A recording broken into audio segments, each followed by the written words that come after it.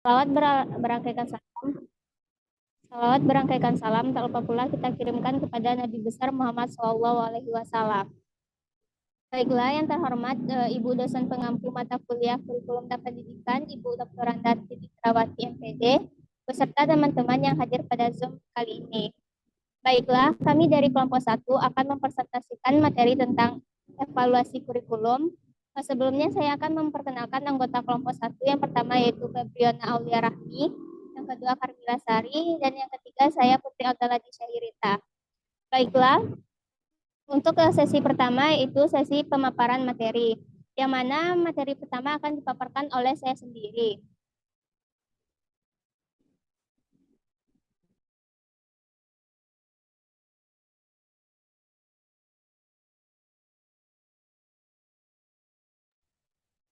Yang pertama yaitu pengertian evaluasi kurikulum. Evaluasi kurikulum adalah penelitian yang sistematik tentang manfaat, kesesuaian efektivitas, dan efisiensi dari kurikulum yang diterapkan. Atau evaluasi kurikulum adalah proses penerapan prosedur ilmiah untuk mengumpulkan data yang valid dan reliable untuk membuat keputusan tentang kurikulum yang sedang berjalan atau telah dijalankan. Next. Selanjutnya yaitu tujuan evaluasi kurikulum. Yang pertama yaitu perbaikan program. Dalam konteks tujuan ini, peran evaluasi lebih bersifat konstruktif, karena informasi hasil evaluasi dijadikan input bagi perbaikan yang diperlukan dalam program kurikulum yang sedang dikembangkan. Yang kedua, pertanggungjawaban kepada berbagai pihak. Selama dan terutama pada akhir fase pengembangan kurikulum, perlu adanya semacam pertanggungjawaban dari pihak pengembang kurikulum kepada berbagai pihak yang berkepentingan. Pihak-pihak yang dimaksud mencakup baik pihak yang mensponsori kegiatan pengembangan kurikulum tersebut maupun pihak yang akan menjadi konsumen dari kurikulum yang telah dikembangkan. Sekian pemaparan dari saya. Selanjutnya, materi selanjutnya akan dipaparkan oleh Carmila Sari. Kepada Carmila dipersilahkan.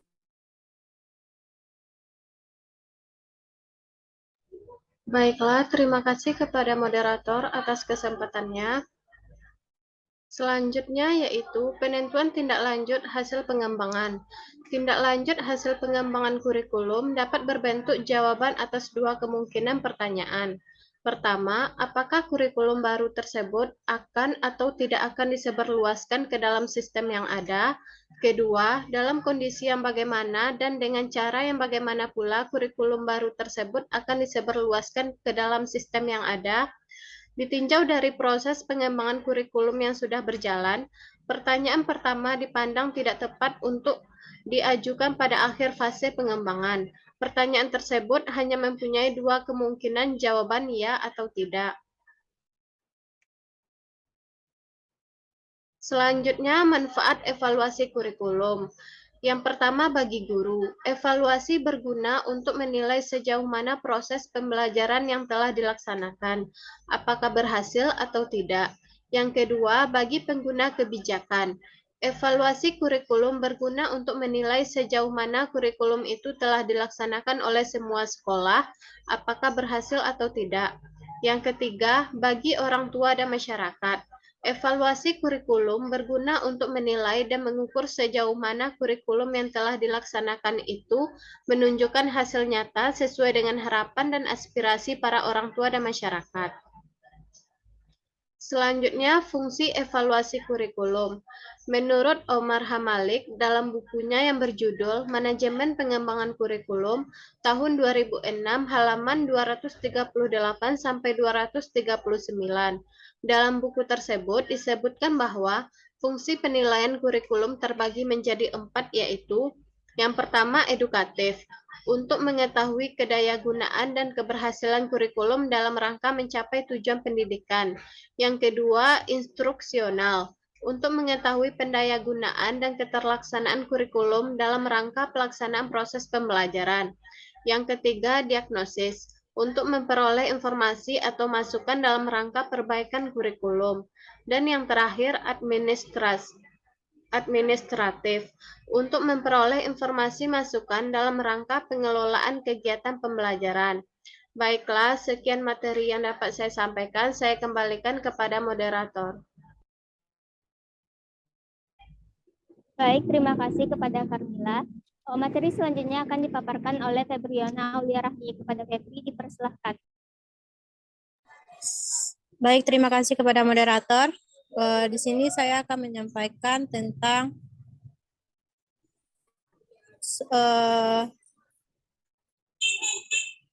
model evaluasi kurikulum. Model evaluasi kurikulum diantaranya adalah model CIPP, konteks, input, proses, dan produk, yang bertitik tolak pada pandangan bahwa keberhasilan program pendidikan dipengaruhi oleh berbagai faktor, seperti karakteristik peserta didik dan lingkungan, tujuan program, dan peralatan yang digunakan, prosedur mekanisme pelaksanaan program itu sendiri. Evaluasi ini bermaksud membandingkan kinerja performance dari berbagai dimensi program dengan sejumlah kriteria tertentu, untuk akhirnya sampai pada deskripsi dan judgment mengenai kekuatan dan kelemahan program yang dievaluasi. Selanjutnya,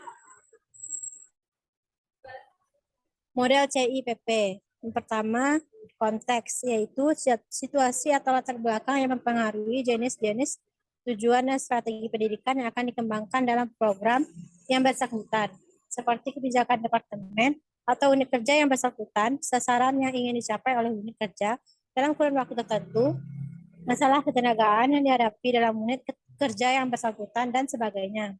Yang kedua, input, yaitu bahan, peralatan, fasilitas yang disiapkan untuk keperluan pendidikan, seperti dokumen kurikulum, materi pembelajaran yang dikembangkan, staf pengajar, sarana dan prasarana, media yang digunakan, dan sebagainya. Yang ketiga, proses, yaitu pelaksanaan nyata dari program pendidikan tersebut, meliputi pelaksanaan proses belajar mengajar, pelaksanaan evaluasi yang dilakukan oleh pengajar, pengelolaan program, dan lain-lain. Yang keempat yaitu produk, yaitu keseluruhan hasil yang dicapai oleh program pendidikan, mencakup jangka pendek dan jangka lebih panjang.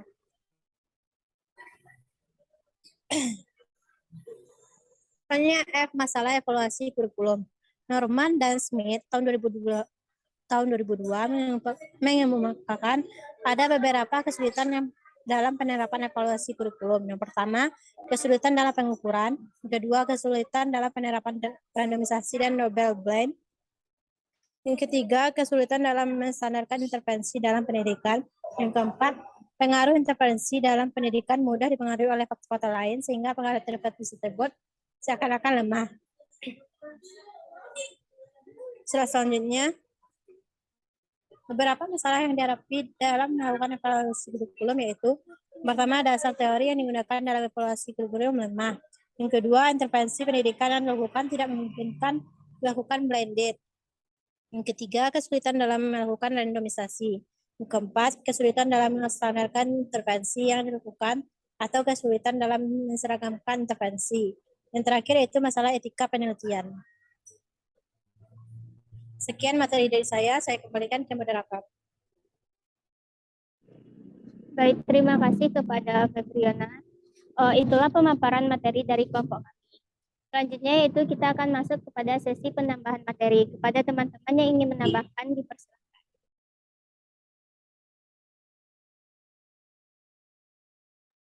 Izin menambahkan materi, moderator. Kepada Ike Julia, dipersilakan. Baik, terima kasih kepada moderator atas kesempatannya. Assalamualaikum warahmatullahi wabarakatuh. Saya Ike Julia dengan NIM 2012-6037 dari kelompok 4, izin menambahkan sedikit materi kelompok penyaji. Evaluasi merupakan kebutuhan dan mutlak diperlukan dalam suatu sistem kurikulum, karena berkaitan langsung dengan setiap komponen dalam sistem instruksional dalam seluruh tahapan dan pengembangan kurikulum. Asumsi dasar yang digunakan dalam evaluasi kurikulum dapat berubah spesifiknya ditujukan kepada pengukuran potensi dan kinerja manusia, dalam hal ini tenaga kependidikan. Dari pendapat di atas, maka ada dua pokok yang menjadi karakteristik evaluasi, yaitu yang pertama, evaluasi merupakan suatu proses atau tindakan. Tindakan tersebut dilakukan untuk memberi makna atau nilai sesuatu. Dengan demikian, evaluasi bukanlah hasil atau produk. Yang kedua, evaluasi berhubungan dengan pemberian nilai atau arti. Artinya, berdasarkan hasil pertimbangan evaluasi, apakah sesuatu itu mempunyai nilai atau tidak, dengan kata lain, evaluasi dapat menunjukkan kualitas yang dinilai. Konsep nilai dan arti dalam suatu evaluasi kurikulum memiliki makna yang berbeda. Pertimbangan nilai adalah pertimbangan yang ada dalam kurikulum itu sendiri, dalam arti apakah program dalam kurikulum itu dapat dimengerti oleh guru atau tidak. Sedangkan konsep arti berhubungan dengan kebermaknaan suatu kurikulum. Misalnya, apakah kurikulum yang dinilai memberikan arti untuk meningkatkan kemampuan berpikir siswa, apakah kurikulum itu dapat merubah cara belajar siswa kepada yang lebih baik. Sekian penambahan materi dari saya, dikembalikan kepada moderator. Terima kasih. Terima kasih kepada Ike atas penambahan materinya. Apakah masih ada dari teman-teman yang ingin menambahkan materi? Jika ada, dipersilakan.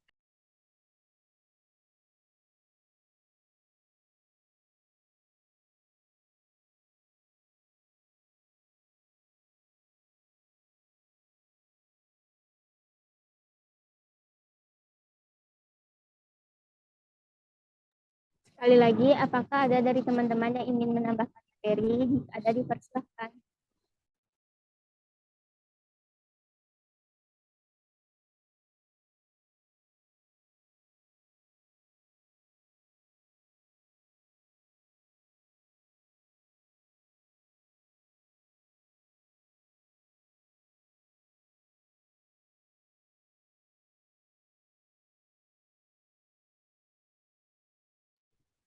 Baiklah, jika tidak ada dari teman-teman yang ingin menambahkan materi, kita masuk ke sesi selanjutnya, yaitu sesi tanya-jawab. Pada teman-teman yang ingin bertanya, dipersilahkan. Izin bertanya, moderator.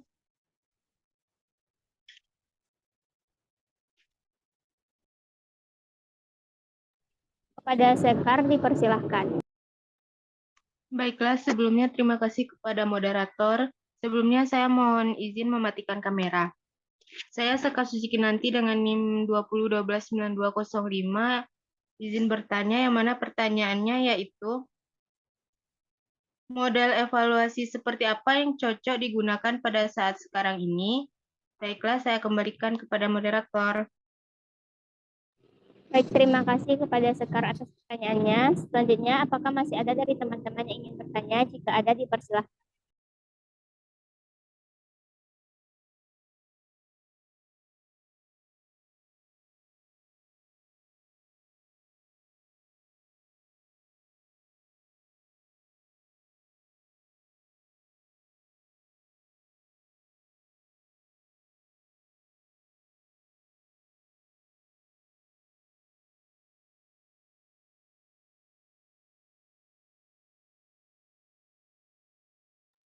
Izin bertanya, moderator.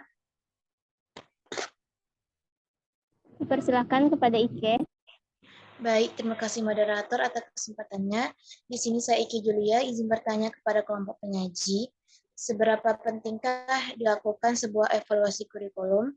Sekian, dikembalikan kepada moderator. Terima kasih. Baik, terima kasih kepada Ike atas pertanyaannya. Apakah masih ada dari teman-teman yang ingin bertanya? Jika ada, dipersilahkan. Izin bertanya, moderator. Ya, kepada Mesti Orion, dipersilahkan. Baik, sebelumnya terima kasih atas kesempatannya, moderator. Saya Mesti Orion dengan NIM 20129446. Izin bertanya kepada kelompok penyaji mengenai masalah apa saja yang dapat ditemukan dalam pelaksanaan evaluasi kurikulum. Sekian, terima kasih. Baik, terima kasih kepada Mesti Orion. Baiklah, untuk sesi kali ini kita cukupkan 3 pertanyaan. Kepada teman-teman, mohon beri kami sedikit waktu untuk mendiskusikan jawabannya terlebih dahulu.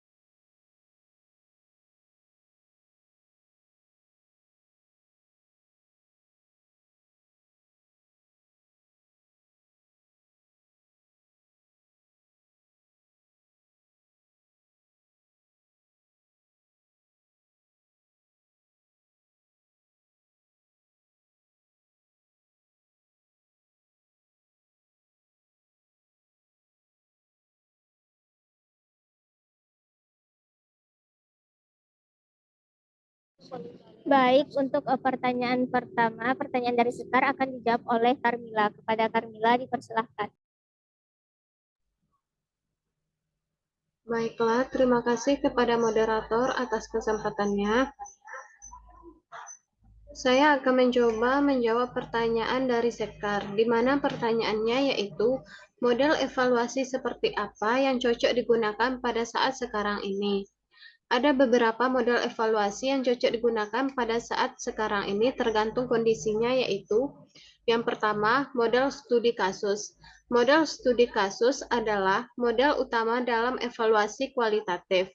Evaluasi model studi kasus memusatkan perhatiannya pada kegiatan pengembangan kurikulum di satuan pendidikan.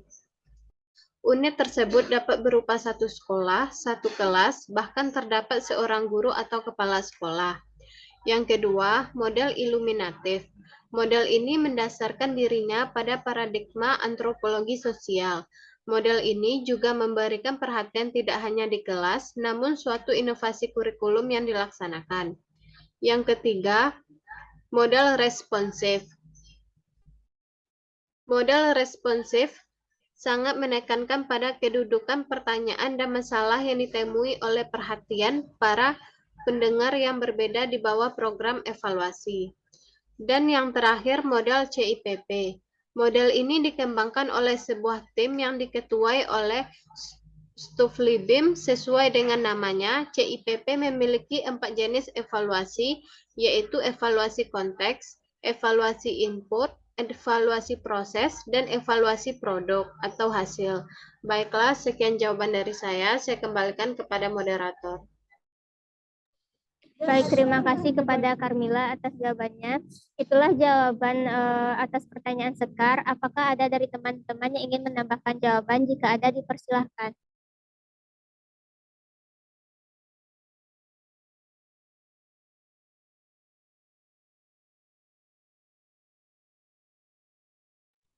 Baik, jika tidak ada, saya kembalikan kepada Sekar. Apakah Sekar dapat memahami jawabannya?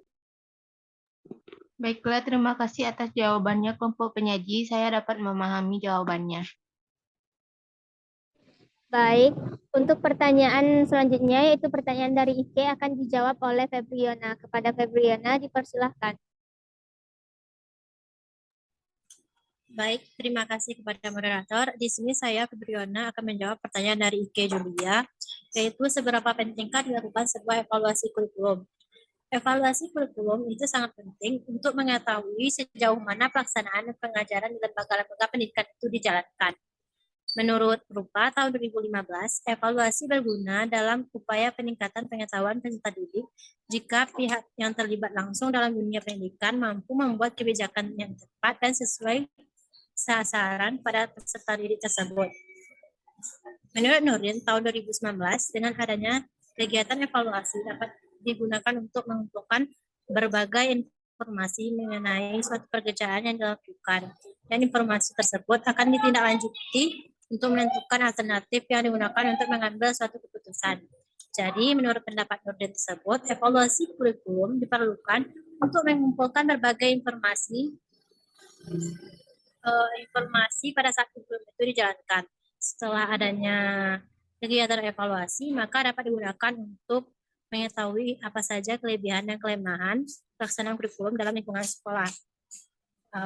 Apabila ada kekurangan dalam pelaksanaan kurikulum, akan dicari dulu penyebabnya dan akan dicarikan solusi bagaimana mengatasi permasalahan tersebut dengan cara memperbaiki isi dalam kurikulum. Berbeda halnya apabila pelaksanaan kurikulum sudah berjalan sesuai dengan rencana, maka kurikulum tersebut dapat dipertahankan dan lebih ditingkatkan lagi supaya dapat menghasilkan lulusan yang berkualitas dalam dunia pendidikan. Sekian jawaban dari saya kembalikan ke moderator. Baik, terima kasih kepada Febriana. Itulah jawaban atas pertanyaan Ike. Apakah ada dari teman-teman yang ingin menambahkan jawaban? Jika ada, dipersilahkan.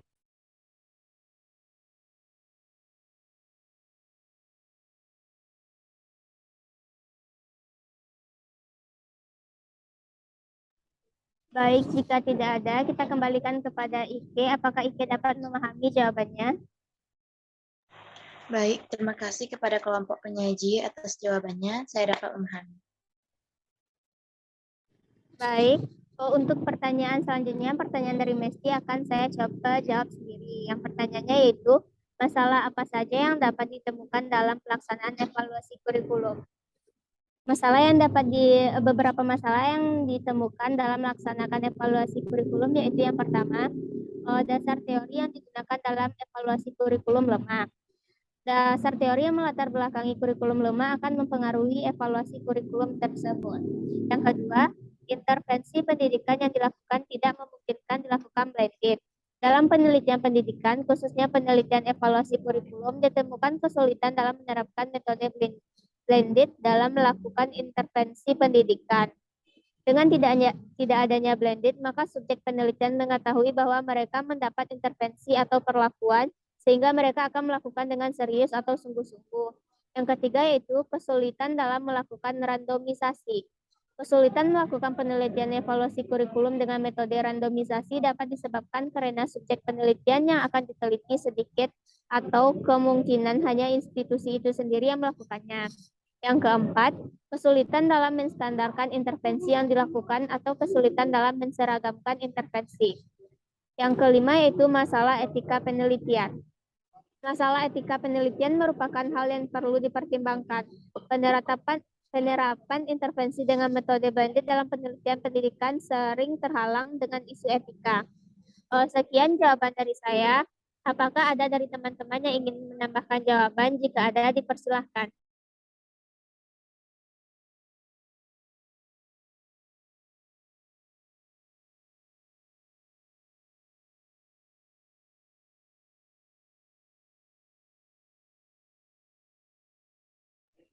Baik, jika tidak ada yang ingin menambahkan jawaban, saya kembalikan kepada Mesti. Apakah Mesti dapat memahami jawaban dari kelompok kami?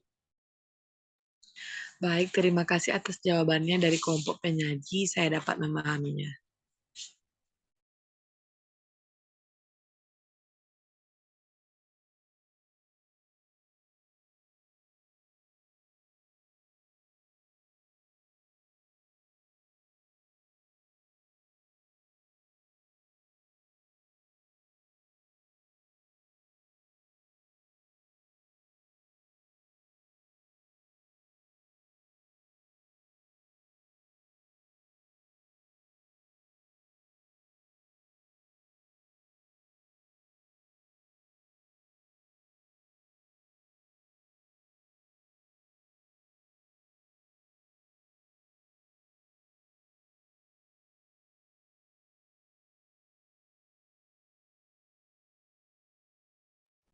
Baik, karena semua pertanyaan sudah terjawab, kita masuk kepada sesi selanjutnya yaitu sesi penguatan materi oleh Ibu Dratin Indrawati MPD. Kepada Ibu dipersilahkan.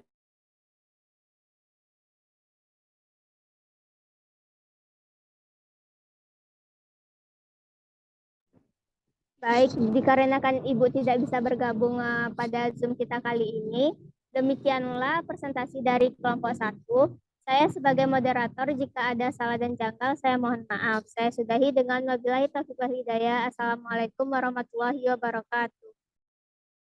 Waalaikumsalam warahmatullahi wabarakatuh.